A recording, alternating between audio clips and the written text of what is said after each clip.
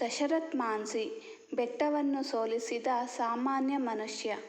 ಬಿಹಾರದ ಗಯಾ ಜಿಲ್ಲೆಯ ಸಮೀಪದ ಗೆಹ್ಲೋರ್ ಎಂಬ ಸಣ್ಣ ಹಳ್ಳಿಯಲ್ಲಿ ಅತ್ಯಂತ ಬಡ ಕುಟುಂಬದಲ್ಲಿ ದಶರಥ್ ಮಾಂಝಿ ಜನಿಸಿದರು.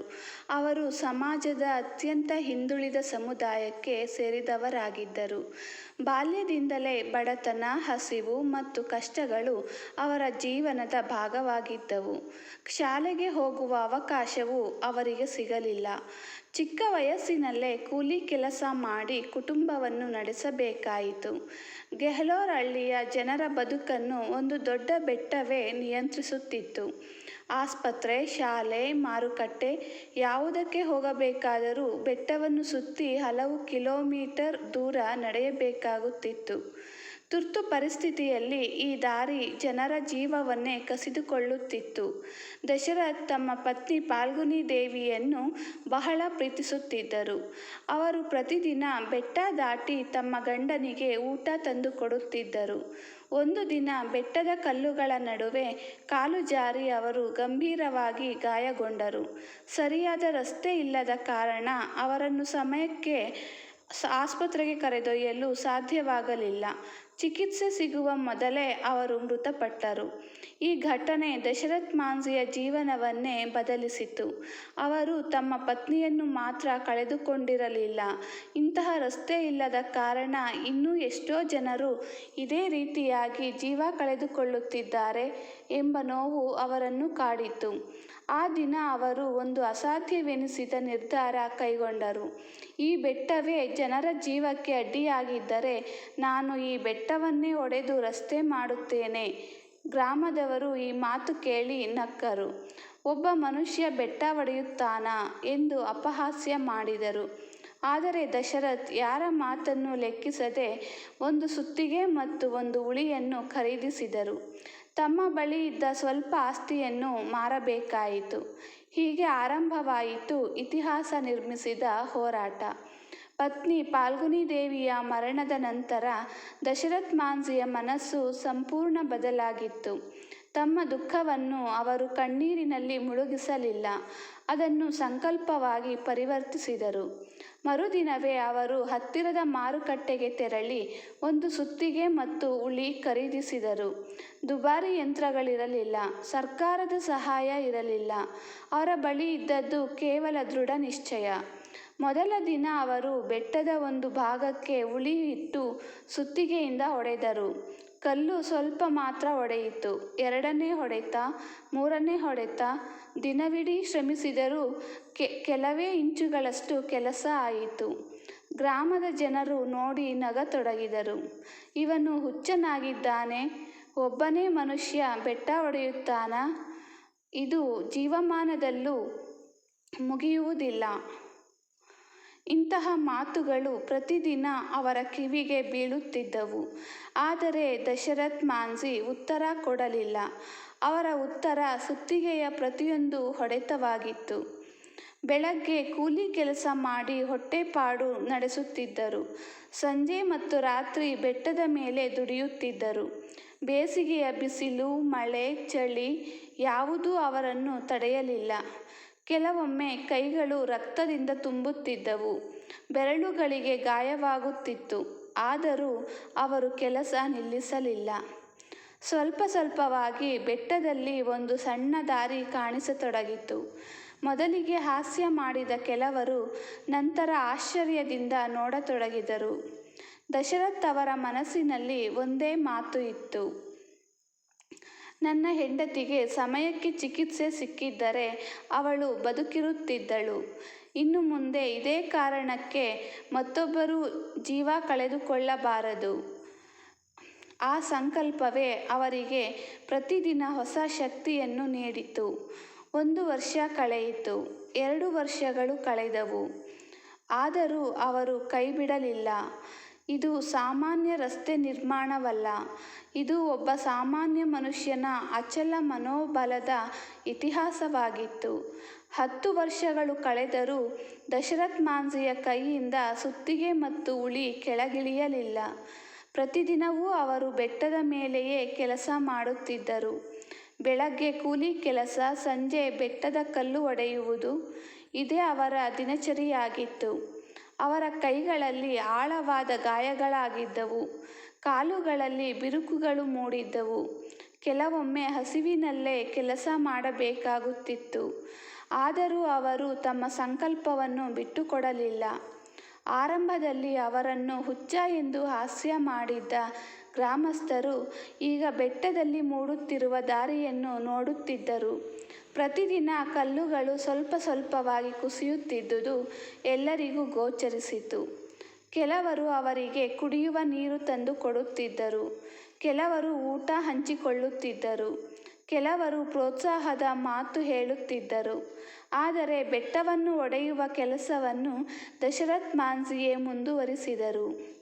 ಅವರ ಉದ್ದೇಶ ಕೇವಲ ಒಂದು ರಸ್ತೆ ನಿರ್ಮಿಸುವುದಲ್ಲ, ಆಸ್ಪತ್ರೆ, ಶಾಲೆ, ಮಾರುಕಟ್ಟೆ ಮತ್ತು ಇತರ ಅಗತ್ಯ ಸೇವೆಗಳು ತಮ್ಮ ಹಳ್ಳಿಯ ಜನರಿಗೆ ಸುಲಭವಾಗಿ ತಲುಪಬೇಕು ಎಂಬುದು ಅವರ ಕನಸಾಗಿತ್ತು. ವರ್ಷಗಳು ಕಳೆದಂತೆ ಬೆಟ್ಟದ ಮಧ್ಯೆ ಸ್ಪಷ್ಟವಾದ ಹಾದಿ ಕಾಣಿಸತೊಡಗಿತು. ಹಿಂದೆ ಸುತ್ತಿ ಹಲವಾರು ಕಿಲೋಮೀಟರ್ ಹೋಗಬೇಕಾಗಿದ್ದ ಜನರು ಒಂದು ದಿನ ಈ ದಾರಿಯೇ ನಮ್ಮ ಬದುಕನ್ನು ಬದಲಾಯಿಸುತ್ತದೆ ಎಂದು ನಂಬಲು ಆರಂಭಿಸಿದರು.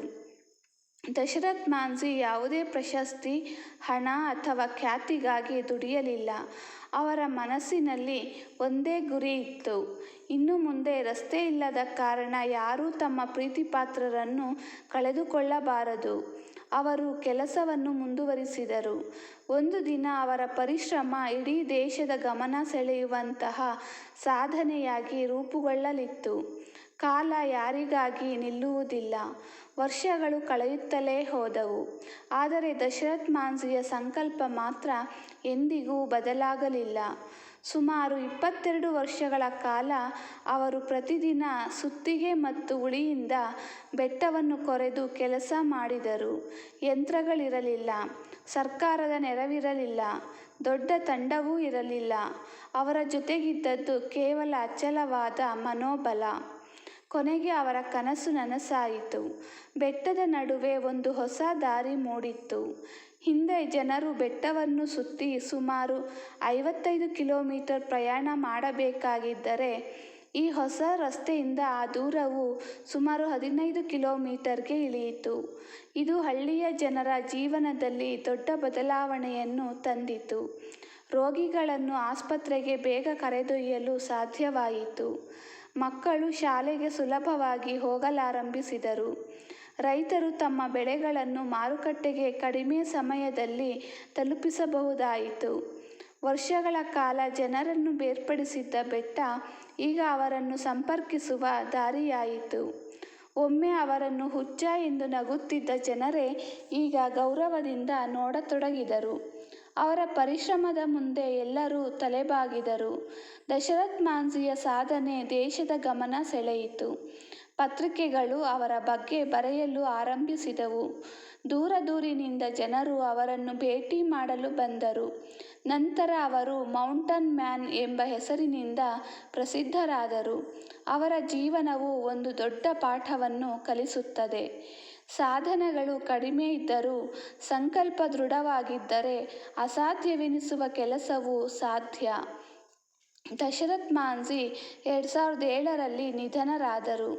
ಆದರೆ ಅವರು ನಿರ್ಮಿಸಿದ ರಸ್ತೆ ಇಂದಿಗೂ ಸಾವಿರಾರು ಜನರಿಗೆ ಉಪಯೋಗವಾಗುತ್ತಿದೆ.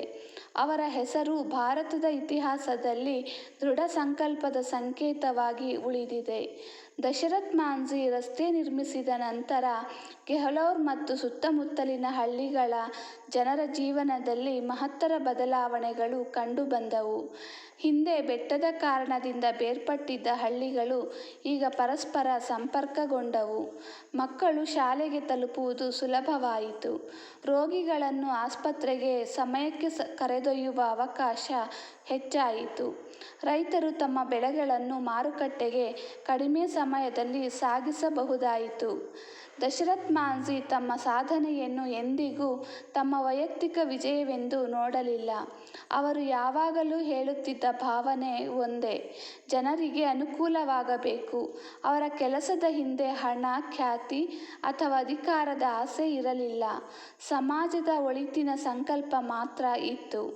ಕಾಲಕ್ರಮೇಣ ಅವರ ಸಾಧನೆ ದೇಶದಾದ್ಯಂತ ಪ್ರಸಿದ್ಧಿಯಾಯಿತು. ಅನೇಕ ಪತ್ರಿಕೆಗಳು, ದೂರದರ್ಶನ ವಾಹಿನಿಗಳು ಮತ್ತು ಲೇಖಕರು ಅವರ ಕಥೆಯನ್ನು ಜನರಿಗೆ ಪರಿಚಯಿಸಿದರು. ಅವರ ಜೀವನವನ್ನು ಆಧರಿಸಿ ಪುಸ್ತಕಗಳು ಬರೆಯಲ್ಪಟ್ಟವು ಮತ್ತು ನಂತರ ಅವರ ಜೀವನದ ಮೇಲೆ ಒಂದು ಚಲನಚಿತ್ರವೂ ನಿರ್ಮಿಸಲಾಯಿತು.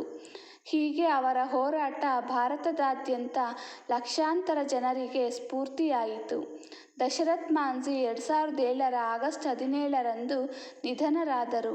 ಅವರಿಗೆ ಸರ್ಕಾರಿ ಗೌರವಗಳೊಂದಿಗೆ ಅಂತ್ಯಕ್ರಿಯೆ ನೆರವೇರಿಸಲಾಯಿತು.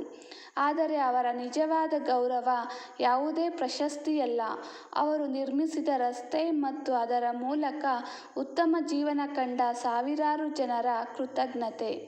ದಶರಥ್ ಮಾಂಝಿಯ ಜೀವನದಿಂದ ನಾವು ಕಲಿಯುವ ಪಾಠಗಳು: ಪರಿಸ್ಥಿತಿಗಳು ಎಷ್ಟೇ ಕಠಿಣವಾಗಿದ್ದರೂ ದೃಢ ಸಂಕಲ್ಪ ಯಶಸ್ಸಿನ ದಾರಿ ತೆರೆಸುತ್ತದೆ. ಒಬ್ಬ ವ್ಯಕ್ತಿಯು ಸಮಾಜದಲ್ಲಿ ದೊಡ್ಡ ಬದಲಾವಣೆಯನ್ನು ತರಬಹುದು. ಅಪಹಾಸ್ಯ ಮತ್ತು ಟೀಕೆಗಳು ಯಶಸ್ಸಿನ ದಾರಿಯಲ್ಲಿನ ತಾತ್ಕಾಲಿಕ ಅಡೆತಡೆಗಳು ಮಾತ್ರ. ನಿಜವಾದ ಪ್ರೀತಿ ಕೇವಲ ಭಾವನೆ ಅಲ್ಲ, ಅದು ಸಮಾಜದ ಒಳಿತಿಗಾಗಿ ಕಾರ್ಯವಾಗಿ ರೂಪುಗೊಳ್ಳಬಹುದು. ದೊಡ್ಡ ಬದಲಾವಣೆಗಳು ಸಣ್ಣ ಹೆಜ್ಜೆಯಿಂದಲೇ ಆರಂಭವಾಗುತ್ತವೆ. ದಶರಥ್ ಮಾಂಝಿಯ ಕಥೆ ನಮಗೆ ಒಂದು ಶಾಶ್ವತ ಸಂದೇಶ ನೀಡುತ್ತದೆ. ಪರ್ವತದಷ್ಟು ದೊಡ್ಡ ಸಮಸ್ಯೆ ಇದ್ದರೂ ಅದನ್ನು ಎದುರಿಸುವ ಮನಸ್ಸು ಪರ್ವತಕ್ಕಿಂತ ದೊಡ್ಡದಾಗಿದ್ದರೆ ದಾರಿಯು ಖಂಡಿತ ನಿರ್ಮಾಣವಾಗುತ್ತದೆ. ಇಂದಿಗೂ ಬಿಹಾರದ ಗೆಹ್ಲೋರ್ ಪ್ರದೇಶದಲ್ಲಿ ಅವರು ನಿರ್ಮಿಸಿದ ದಾರಿಯನ್ನು ಜನರು ಬಳಸುತ್ತಾರೆ. ಅವರ ಹೆಸರು ಕೇವಲ ಇತಿಹಾಸದ ಒಂದು ಪುಟವಲ್ಲ, ಮಾನವ ಸಂಕಲ್ಪ, ಪರಿಶ್ರಮ ಮತ್ತು ಸಮಾಜ ಸೇವೆಯ ಜೀವಂತ ಸಂಕೇತವಾಗಿದೆ.